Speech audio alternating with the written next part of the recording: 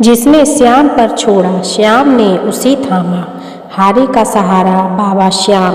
एक छोटे से गांव में जहां पहाड़ियां हरी भरी थीं और नदी बहती रहती, वहां राधा नाम की एक साधारण सी लड़की रहती थी। राधा के माँ बाप बहुत गरीब थे, खेतों में मजूरी करके गुजारा चलाते। राधा बचपन से ही भगवान की भक्त थी, खासकर श्याम बाबा की। रोज शाम को वह मंदिर जाती और भजन गाती। हारे का सहारा बाबा श्याम। जिसने श्याम पर छोड़ा श्याम ने उसे थामा। उसके मन में हमेशा यही विश्वास था कि बाबा मुश्किल में कभी न छोड़ेंगे।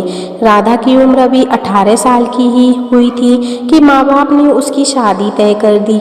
ससुराल पास के ही एक गांव में था। वहाँ का लड़का रामलाल नाम का था, जो शहर में छोटी मोटी नौकरी करता। शादी धूमधाम से हुई।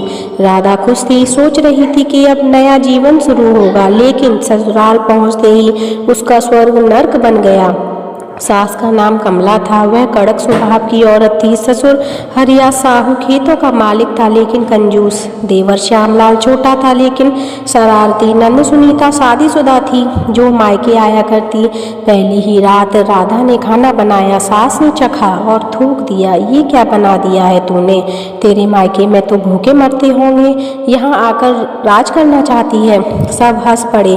राधा चुप रही, आंसू पहुंचे। दिन बीतते गए। राधा सुबह 4 बजे उठती, घर साफ करती, गाय धोती, खाना बनाती, लेकिन खाने को उसे हमेशा आखिरी रोटी मिलती।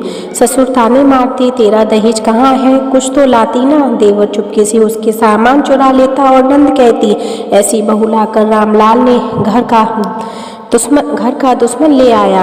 रामलाल शहर जाता तो राधा अकेली तड़पती। रात को वह चुपके से रोती और बाबा श्याम को याद करती। बाबा संभाल लो मुझे, ये सब सहन नहीं होता।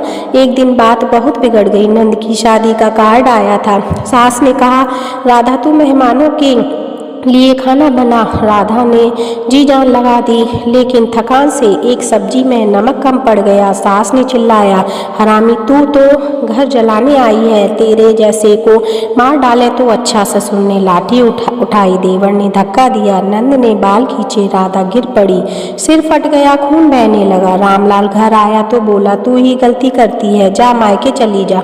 राधा को घर से निकाल दिया गया। राधा नंगे पैर गांव के बाहर निकल पड़ी। बारिश हो रही थी। वह भीगती हुई बाबा श्याम के मंदिर पहुंची। मंदिर के द्वार बंद थे, लेकिन राधा ने दरवाजा खटखटाया। अंदर घुसकर चरणों में लेट गई। हे बाबा श्याम, मैं हारी हुई हूँ। ससुराल वालों ने मार डाला, तू ही सहारा है। जिसने श्याम पर छोड़ा श्याम ने उसे थामा। मुझे थाम लो। वह रात भर भजन गाती रही। भूख प्यास भूल गई। सुबह तक रो रो कर थक गई। नींद आ गई। सपने में बाबा श्याम प्रकट हुए, नीले वस्त्र पहने, हाथ में कमंडल लिए, मुस्कुराते हुए बोले, राधा तू मेरी भक्त है, डरो मत। तेरे अपमान का बदला लूंगा, तेरे सताने वालों को सजा दूंगा, लेकिन तू क्षमा कर देना। जा घर लौट, सब ठीक हो जाएगा। राधा जागी तो चेहरा चमक रहा था। मंदिर के पुजारी ने दूध प्रसाद दिया। राधा ने ग्रहण किया और घर की ओर चली। उधर ससुराल में तहलका मच गया। सास कमला सुबह उठी तो पैर शून्य थे, चल न सकी। डॉक्टर आया, बोला लकवा मार गया, महीनों लगेंगे ठीक होने में। ससुर हरिया खेत गया तो अचानक तेज सिर दर्द हुआ, गिर पड़े। सिर में चोट लगी, खून बहने लगा। पड़ोसी ले आए। देवर श्यामलाल बाजार गया व्यापार करने, लेकिन उसकी दुकान में आग लग गई। सारा सामान जल गया, कर्ज सड़ा।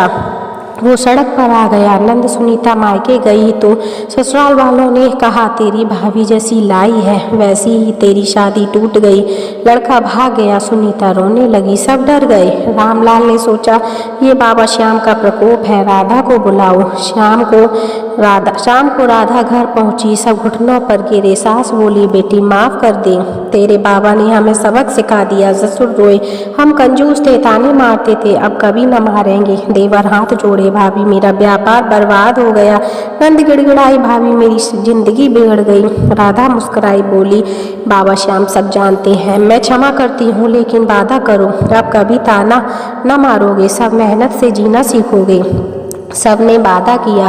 राधा ने मंदिर जाकर भजन गाया। चमत्कार हुआ, सास के पैर ठीक होने लगे, ससुर का सिर दर्द गया, देवर को नया व्यापार मिला, नंद की शादी बट गई, घर में खुशियां लौट आई। राधा अब रानी बन गई, सब उसकी इज्जत करने लगे। समय बीता, राधा के 2 बच्चे हुए, ससुराल वाले उसके भक्त बन गए। रोज मंदिर जाते राधा की कहानी गांव भर में फैल गई। लोग कहते हारी का सहारा बाबा श्याम है, बस श्रद्धा रखो बाबा श्याम, बाबा थाम लेंगे। राधा हमेशा गाती, जिसने श्याम पर छोड़ा श्याम ने उसे थामा, उसका जीवन सुखमय हो गया। बाबा श्याम की लीला अपार है, भक्तों को कभी न छोड़ते। जय श्री श्याम दोस्तों।